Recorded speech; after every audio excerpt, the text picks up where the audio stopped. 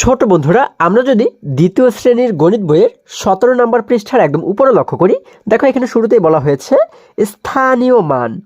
অর্থাৎ আজকে আমরা যে বিষয়টি নিয়ে আলোচনা করব সেটি হচ্ছে স্থানীয় মান। দেখো একটু নিচে লক্ষ্য করলে আমরা কিন্তু এখানে একটি প্রশ্নবোধক চিহ্ন দেখতে পাচ্ছি।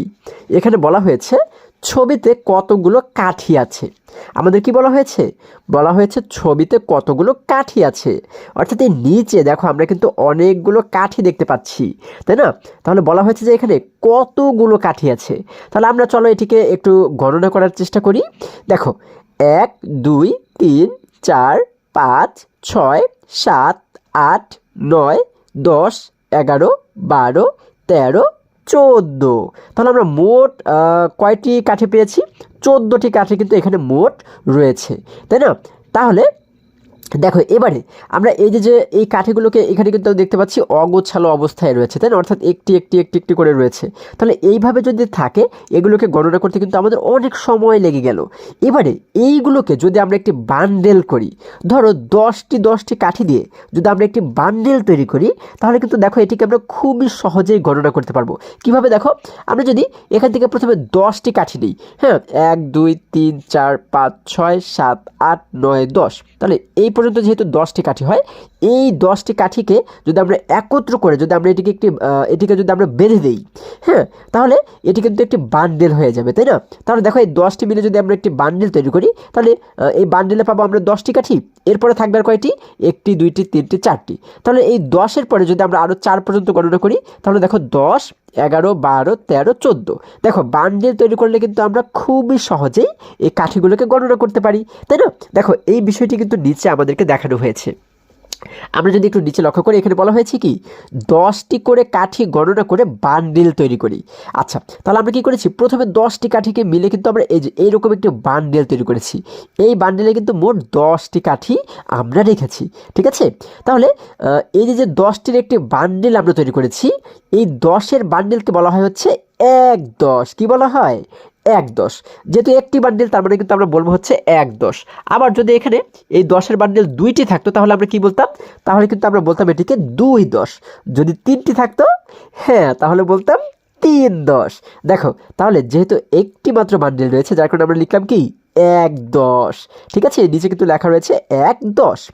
এবারে যদি আমরা এই 10টিকে তো বান্ডেল করেছি, এরপরে বাকি আর কয়টি বান্ডেল রয়েছে খোলা অবস্থায়, কয়টি কাঠি রয়েছে খোলা অবস্থায় আমরা যদি লক্ষ্য করি, দেখো 1টি 2টি 3টি 4টি।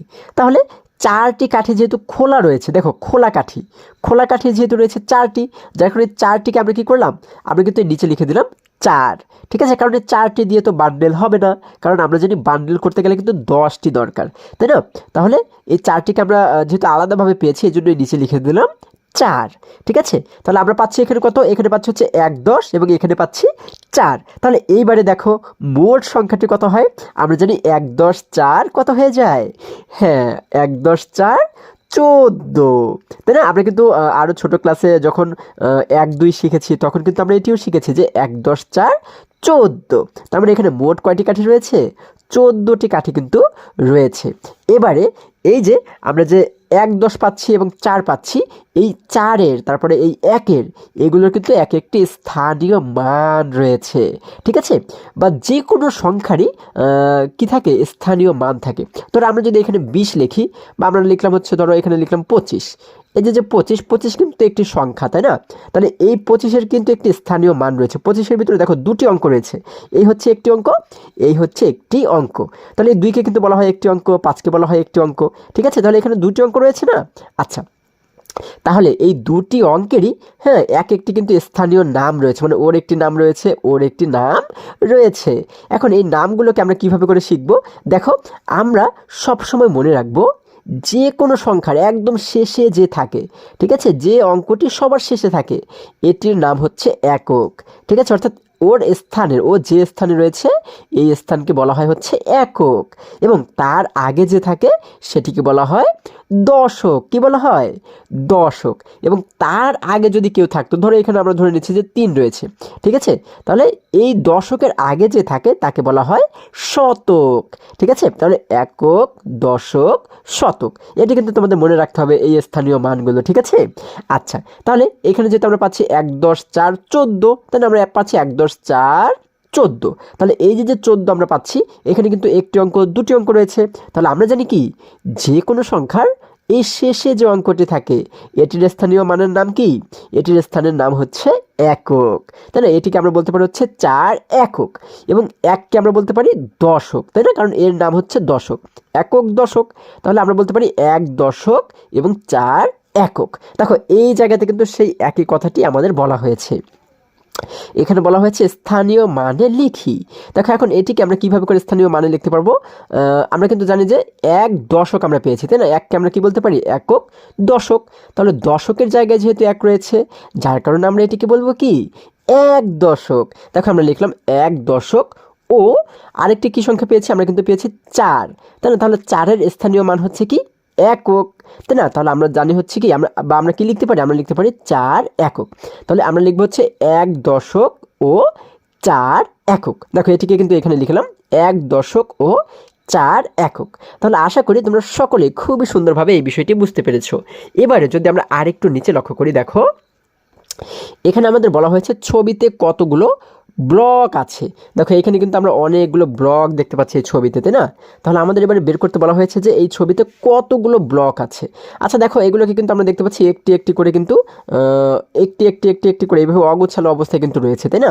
তাহলে এগুলোকে যদি আমরা একটু গণনা করি, দেখো 1 2 3 4 5 6 7 8 9 10 11 12 13 14 15 16 17 18 19 20 21 22 23। কয়টি ব্লক পেয়েছি? আমরা কিন্তু পেয়েছি 23টি ব্লক। দেখো 2 10 3 23, তাই না? তাহলে 2 10 3 23টি ব্লক কিন্তু আমরা এখানে পেয়েছি। এবারে দেখো এই যে 23 আমরা পেয়েছি, এই 23-এর শেষে রয়েছে কি 3, তাহলে ওর যে স্থান, এই স্থানের নাম কি? আমরা জানি এই স্থানের নাম হচ্ছে একক, তাহলে অর্থাৎ 3 একক, এবং এককের আগে যে থাকে তাকে বলা হয় দশক। তাহলে আমরা বলতে পারি এখানে যেহেতু 2 রয়েছে, তার মানে আমরা বলতে পারি হচ্ছে 2 দশক। তাহলে আমরা এই সংখ্যাটিকে কিভাবে বলতে পারি? 2 দশক 3 একক, তাই না? আচ্ছা, তাহলে এবারে দেখো এখানে কিন্তু আমরা অগোছালো অবস্থায় দেখতে পেয়েছি, তাই না? এগুলোকে এখন এগুলোকে যদি আমরা ঠিক আগের মতো, আমরা যেমন কাঠিকে কি করেছিলাম, 10টি 10টি দিয়ে এক একটি দল বানিয়েছিলাম, এক একটি বান্ডেল বানিয়েছিলাম, তাই না? তাহলে এই ব্লকগুলোকে ব্যবহার করে আমরা 10টি 10টি করে যদি আমরা এক একটি দল তৈরি করি, দেখো তাহলে কিন্তু আমাদের জন্য এগুলোকে গণনা করতে খুবই সহজ হবে। দেখো আমরা প্রথমে কি করব? 10টি দল নিয়ে একটি বান্ডেল তৈরি করব, মানে 10টি ব্লক নিয়ে আমরা একটি বান্ডেল তৈরি করব। ঠিক আছে, দেখো 1 2 3 4 5 6 7 8 9 10। দেখো এই নিচের সারিতে কিন্তু আমরা 10টি ব্লক দেখতে পাচ্ছি। তাহলে এই 10টিকে আমরা কি করলাম? একটির উপর একটি, তার উপর একটি, তার উপর একটি, এইভাবে করে রেখে রেখে আমরা কি করলাম? এই দেখো এই নিচের সারিতে দেখো এরকমভাবে করে আমরা একটির উপর একটি সাজিয়ে আমরা এইরকম একটি দল তৈরি করলাম। ঠিক আছে, তোমরা যদি গণনা করে দেখো এইখানে কিন্তু এই দলে মোট 10টি বান্ডেল রয়েছে। দেখো 1 2 3 4 5 6 7 8 9 10, 10টি। তাহলে এখানেও রয়েছে 10টি, এখানেও রয়েছে 10টি। তাহলে এই 10টি মিলে আমরা এই বান্ডেলটি তৈরি করলাম। ঠিক আছে, মানে এই দলটি আমরা তৈরি করলাম। এবার দেখো আরও 10টি নিয়ে আমরা আরেকটি দল তৈরি করব। দেখো 1 2 3 4 5 6 7 8 9 10। তাহলে এই সারির সবগুলো নিলাম এবং এখান থেকে আরও একটিকে নিলাম। তাহলে এই 10টি মিলে আমরা কি করলাম? আরও একটি দল এখানে তৈরি করলাম। ঠিক আছে, এখানে কিন্তু দেখো 10-এর আরও একটি দল আমরা দেখতে পাচ্ছি। এবারে বাকি থাকলো কয়টি? একটি, দুইটি, তিনটি। এই 3টি দিয়ে যেহেতু দল হবে না, যার কারণে আমরা কি করলাম? এই 3টিকে আলাদাভাবে এই জায়গাতে রেখে দিলাম। দেখো 1 2 3। ঠিক আছে, এখন আমরা এই যে 10-এর দল দেখতে পাচ্ছি, এটি কিন্তু এক এক দলে যেহেতু 10টি 10টি করে ব্লক রয়েছে, যার কারণে এটিকে আমরা বলবো হচ্ছে 10-এর দল, তাই না? 10-এর দল রয়েছে কয়টি? দেখো একটি, দুইটি। আচ্ছা, তাহলে একটি 10-এর দলকে আমরা কি বলতে পারি? আমরা কিন্তু একটি 10-এর দলকে বলতে পারি 1 10। তাহলে দুইটি 10-এর দলকে বলতে পারি 2 10। যদি 3টি থাকতো তাহলে বলতাম 3 10, 4টি থাকলে 4 10, তাই না? তাহলে যেহেতু 2টি দল রয়েছে, যার কারণে কিন্তু আমরা বলবো হচ্ছে 2 10। দেখো নিচে কিন্তু লেখা রয়েছে 2 10, এবং 2 10 হয় কত? আমরা জানি 1 10-এ হয় 10 এবং 2 10 মিলে হয় 20, তাই না? কারণ 10 এবং আরও 10 মিলে হয়ে যায় 20। তাহলে এখানে আমরা পাচ্ছি কিন্তু 20টি ব্লক। 20টির সঙ্গে এই জায়গাতে কিন্তু আরও একটি একটি করে রয়েছে। তাহলে 20-এর পরে যদি আমরা এইগুলোকে গণনা করি, দেখো 20, 21, 22, 23, দেখো আমরা কিন্তু সেই 23টি ব্লক পেয়ে যাচ্ছি, তাই না? 2 10 3 23। এখন দেখো আমরা কিন্তু এই নিচে কিন্তু লিখে দিলাম 3, এখানে যেহেতু 3টি ব্লক রয়েছে এখানে এই জন্য আমরা নিচে লিখে দিলাম 3। তাহলে এখানে আমরা পাচ্ছি 2 10 এবং এখানে পাচ্ছি 3। তাহলে 2 10 3-এ কত হয়ে যায়? হ্যাঁ, আমরা জানি 2 10 3 23, তাই না? 2 10 3-এ মিলে হয়ে যায় কিন্তু 23। তাহলে এই যে 23-এর কিন্তু একটি 23-এ যে আমরা এই যে অঙ্কগুলো দেখতে পাচ্ছি এর কিন্তু এক একটি স্থানীয় নাম রয়েছে, তাই না? অর্থাৎ স্থানীয় মান কিন্তু এর রয়েছে, তাই না?